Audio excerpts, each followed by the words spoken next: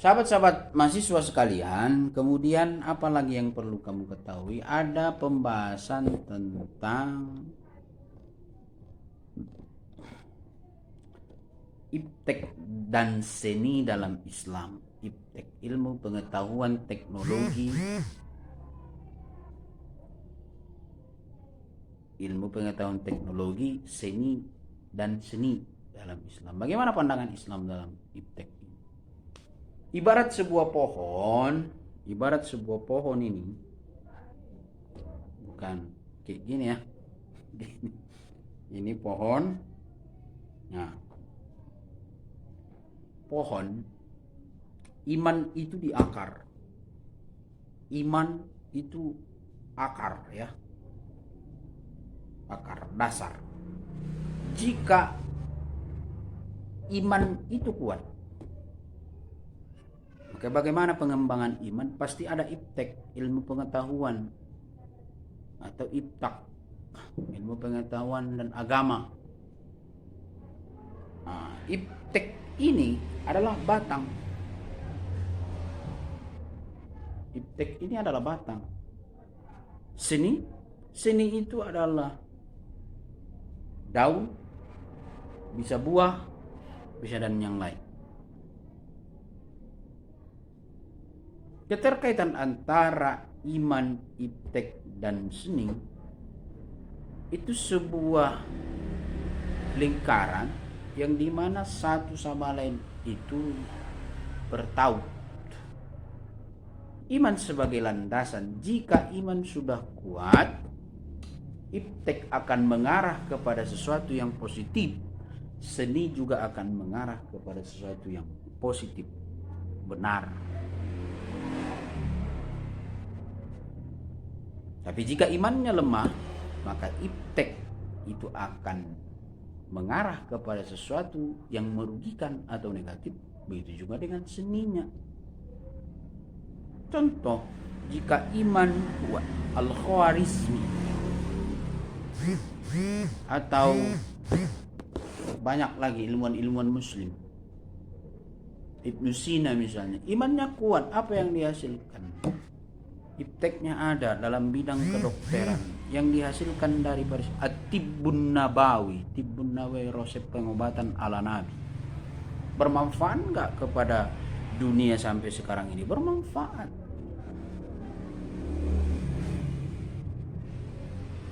Albert Einstein, IMC kuadrat, imannya kayak mana?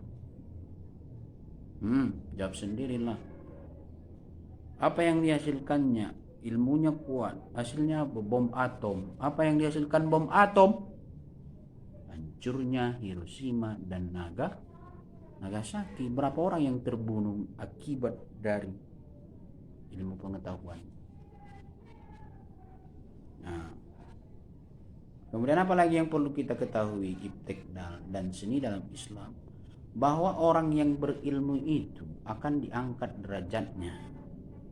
Setelah kita beriman dan mencari ilmu pengetahuan, kan disuruh kita mencari ilmu pengetahuan. Utlubul ilma walau bisin, katanya kan. Tuntutlah ilmu walau ke negeri Cina. Cina waktu itu yang paling jauh dari Arab. Jadi kemanapun kita harus menuntut ilmu, karena tolabul ilmi faridatan ala kulli muslimin wal muslimat. Kewajiban akan kepada setiap muslim untuk menuntut ilmu.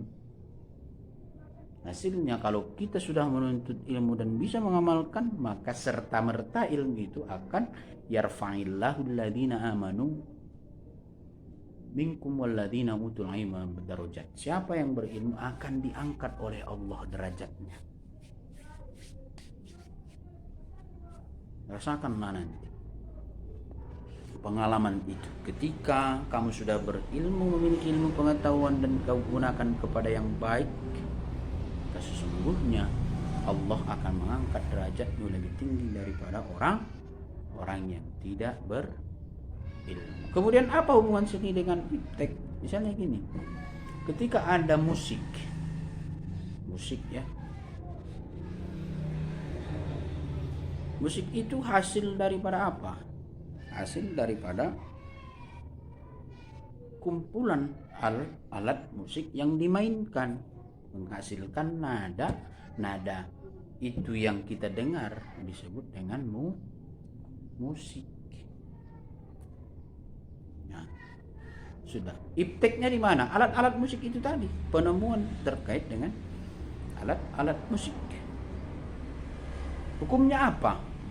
Setiap yang merupakan hasil ilmu pengetahuan teknologi, dia bersifat netral. Netral itu tidak ke kanan, tidak ke kiri. Jadi si pelakunya lah yang membuat iptek itu mau kemana dia taruh. Mau kepada sesuatu yang baik, bisa dia baik.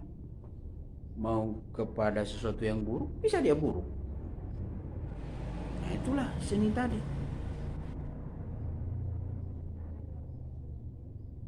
Jadi si hukum alat musik ini apa? Netral. Karena dia hasil pemikiran, cipta karsa rasa manusia. Maka ketika musiknya itu dangdut koplo misalnya menimbulkan syahwat laki-laki muncul, maka musik itu haram. Tapi ketika musik itu digunakan misalnya dalam hal sholawatan, ya, kepada lagu-lagu yang memberikan nasihat kebaikan, maka musik itu positif. Gimana salah? Jadi yang salah itu dan yang benar itu adalah pelaku yang memainkan alat musik. Jika imannya kuat, maka maka musik yang dihasilkannya pun akan bagus. Tapi kalau dia imannya rendah, maka yang dihasilkannya pun sesuatu yang rendah pula. Tuh. Kemudian seni. Ini kan baju. Ini baju. Iman. Si desainer ada ilmunya tentang membuat baju. Hasilnya inilah bajunya. Apakah baju itu semua berwarna biru? Tidak. Ada warna putih, ada warna merah. Itulah seninya. Seni itu bukan hanya seni musik ya, seni rupa, seni apa. Ada perbedaan-perbedaan. Jadi seni itu tidak homogen atau tidak monoton, tapi dia beragam, heterogen, bercorak ragam dia. Jadi tidak hanya satu. Kalau baju cuma warnanya satu dengan model yang sama semua di dunia ini, berarti tidak ada seni. Tapi ada baju kaos, ada baju kemeja, ada baju kurung, ada baju daster, ada baju apa lagi. Itulah produk daripada ilmu pengetahuan, itulah disebut dengan seni. Jadi kamulah, tujuannya kepada kamu adalah kamu mau buat kemana itu ilmu pengetahuan yang kamu peroleh. Ilmu pengetahuan yang kamu peroleh itu bisa menjadi dua sisi, baik atau buruk. Jika imanmu kuat, maka ilmu pengetahuan yang kamu dapatkan akan kamu salurkan kepada kebaikan. Jika imanmu masih kurang, maka ilmu pengetahuan yang kamu dapati itu kamu akan buat kepada keburukan. Nauzubillah, pilihlah itu. Oke. Saudara-saudara sekalian, pembahasan selanjutnya adalah kerukunan antar umat beragama.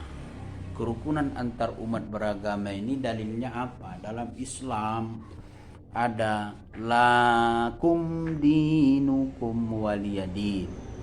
Bagimu agamamu, bagiku agama kamu, bagiku agamaku. Itu adalah dalil terkait dengan kerukunan antar umat beragama.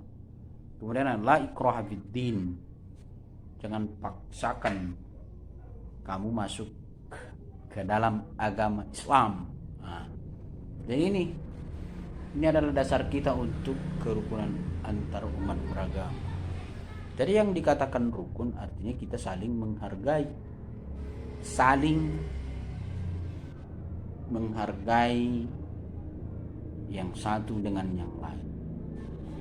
Dan kamu yakinkan bahwasanya di dalam dirimu Islam itu adalah sebagai rahmat. Islam itu diturunkan ke dunia ini adalah agama yang paling terakhir. Sebelum Islam ada lagi. Nah, kau bahaslah apa itu agama sebelum Islam yang turun ke muka bumi. Maka Islam diturunkan paling akhir, dia untuk membawa rahmat bagi seluruh alam. Itulah visi misi Islam turun ke dunia ini adalah rahmatan lil alamin. Jadi kalau sudah rahmat, kebaikan bagi seluruh alam, ya kita sebagai penganut Islam harus menunjukkan sikap yang baik kepada mereka kawan kita yang tidak beragama Islam. Jangan serta-merta kamu mencemooh, jangan serta-merta kamu memiliki sikap yang non interest kepada mereka, karena mereka juga saudara kita, walaupun tidak saudara seiman, maka mereka itu adalah juga saudara kita sebangsa dan setanah air. Jadi boleh kita bekerja sama dengan kawan kita yang tidak Islam, boleh, tapi jangan masuk dalam ranah, jangan masuk ke dalam posisi yang berhubungan dengan akidah atau keyakinan. Kenapa? Karena dalam Al-Quran sudah dijelaskan di surah Al-Kafirun, lakum dinukum waliyadin, berhubungan dengan agama, maka agama kamu untuk kamu, agamaku untuk. Itu konsep dasar. Boleh kita menghargai pluralitas. Pluralitas itu apa sih? Keberaneka-ragaman. Di Indonesia ini ada 6 agama, belum lagi yang agama-agama yang tidak terdaftar di Kementerian Agama. Itu pluralitas. Kita sikap menghargai itu disebut dengan pluralitas. Kita mengakui bahwasanya ada agama-agama yang lain. Dalam tataran kita untuk menghargainya. Tapi jangan bersikap pluralisme. Pluralisme itu seperti apa sih? Paham di mana keberagaman itu menjadi sesuatu yang juga masuk sendirinya kepada setiap pribadi. Misalnya diri saya. Contoh, apa ketika misalnya ada kawan kita yang Kristiani merayakan Natal, jangan kau ikut-ikutan merayakan Natal, ya kan? Karena dalam Islam ya tidak ada itu merayakan Natal. Nah, kamu menghargai mereka merayakan Natal, hargai, hormati. Tapi tak usah pala kau ikut masuk ke dalamnya, kau pakai misalnya atribut-atribut yang menunjukkannya kamu juga ikut merayakannya bersama mereka. Itu yang salah. Maka pluralitas boleh, itu adalah keberagaman.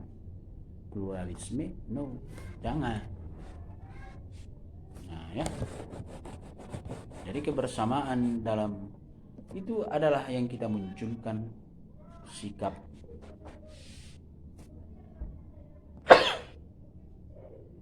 yang sesungguhnya diatur dalam Islam. Oke. Kemudian sahabat-sahabat sekalian, Pembahasan selanjutnya adalah masyarakat madani. Apa sih masyarakat madani? Madani berasal dari kata bahasa Arab Madinah, arif, masyarakat yang modern, maju dalam sistem peradaban. Kuntum khairu ummatin ukhrijat linnas. Kamu adalah sebaik-baik umat. Bagaimana sesungguhnya yang dikatakan sebaik-baik umat? Umat yang bermanfaat bagi dirinya dan orang lain. Ini kan masyarakat. Masyarakat adalah gabungan daripada keluarga-keluarga. Keluarga itu terdiri dari beberapa orang yang disebut dengan anggota keluarga. Nah, anggota keluarga, kepalanya adalah kepala keluarga. Siapapun kepala keluarganya itu harus menjelaskan bahwa sesungguhnya dalam Islam tujuan dibentuknya keluarga adalah ku anfusakum wa ahlikum nar. Jagalah dirimu dan keluargamu dari siksa api neraka. Jadi yang perlu kamu jaga adalah diri setiap pribadi. Kita jaga dulu diri kita supaya tidak terjerembab atau terjerumus kepada yang berhubungan dengan dosa besar maupun kecil. Artinya sesuai dengan landasan lah, sesuai dengan peraturan yang sudah dibuat dalam Al-Quran dan Hadis, sesuai yang sudah dijelaskan bagaimana caranya supaya kita bisa menjaga diri kita dari hal-hal yang bersifat buruk. Kalau sudah kita bisa menjaga diri kita, nah, maka dalam keluarga itu kan ada kepala keluarga. Misalnya ayah akan mendeskripsikan bagaimana sesungguhnya menjaga dirinya.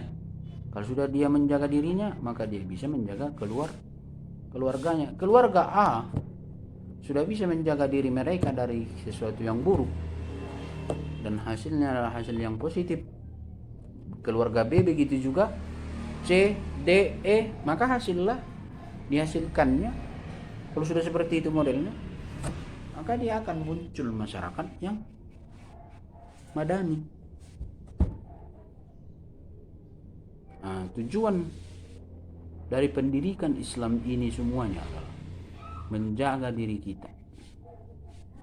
Ku anfusakum, jaga diri kamu, wa ahlikum, dan keluargamu. Nah kunjol pare so gandak mi kana dong keluarga ni. Kau jolo pare so. Sudah kamu jaga dirimu, kamu jagalah keluarga. Setelah kamu jaga keluargamu, maka dari keluarga ini muncul pemimpin. Pemimpin itulah bisa menjadikan, dan kita semua masyarakat madani jangan bercita-cita, jangan memiliki pemikiran bahwasanya negara akan terwujud dengan bagus kalau tidak bagus penduduknya. Gak akan bisa, karena sesungguhnya negara itu bagian yang terbesar dari pemerintah, misalnya bagian terbesar daripada negara. Pemerintah itu bagus kalau rakyatnya bagus. Tidak akan muncul pemimpin yang bagus dari masyarakat yang tidak bagus. Itu saja kuncinya.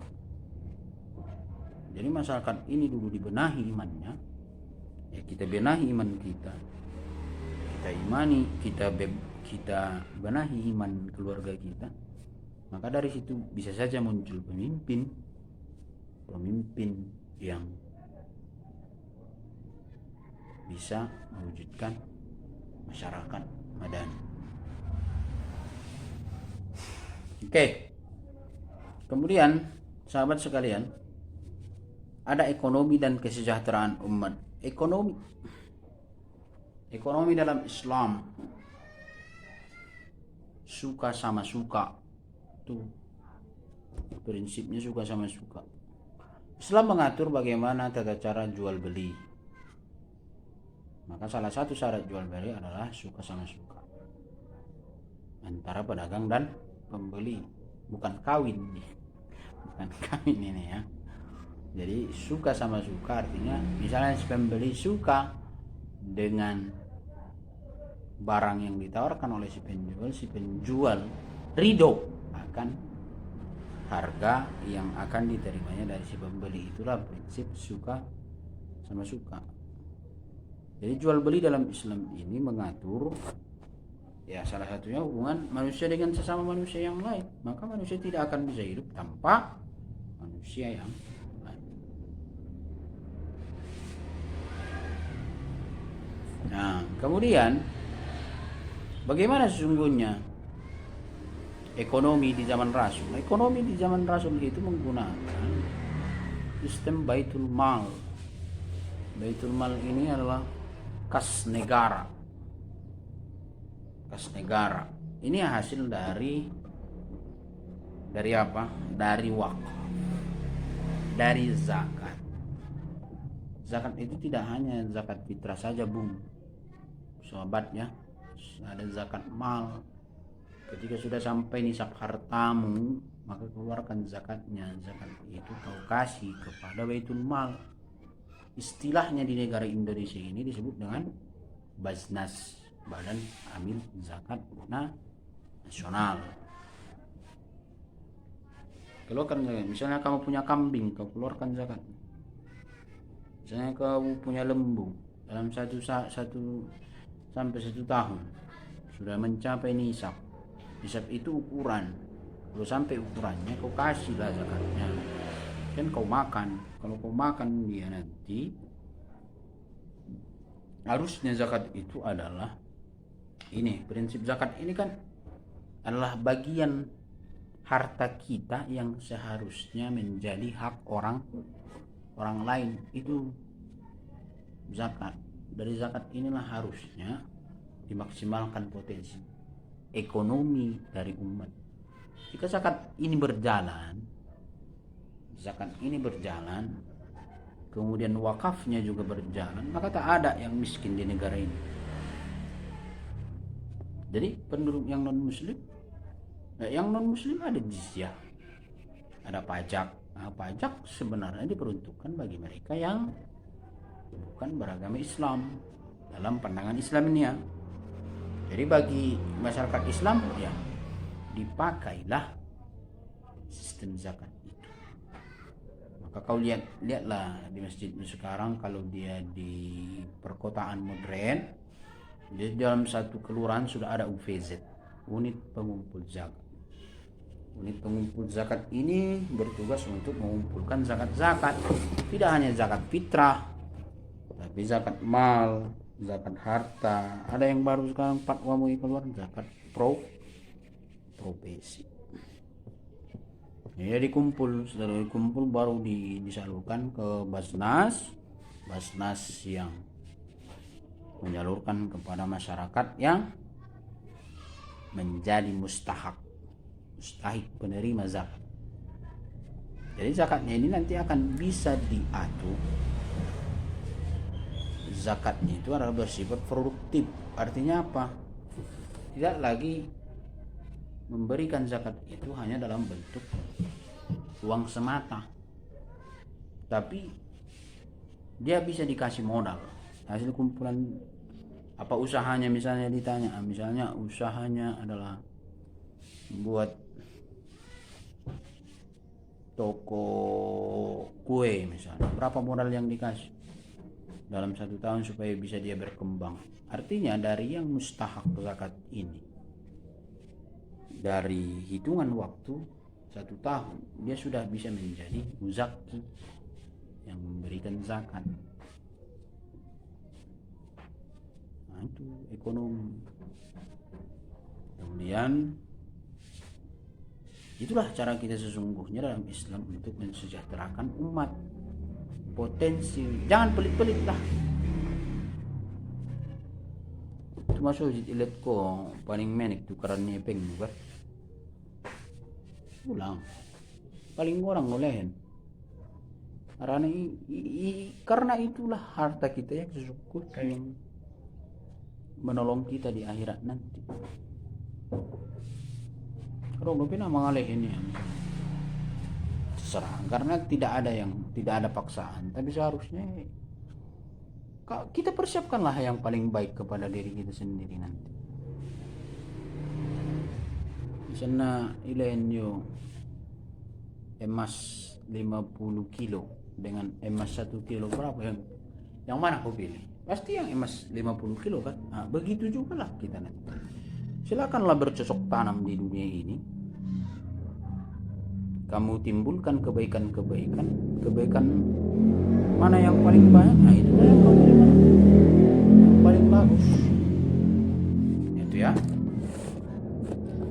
Nah, kita lanjut ke part berikutnya.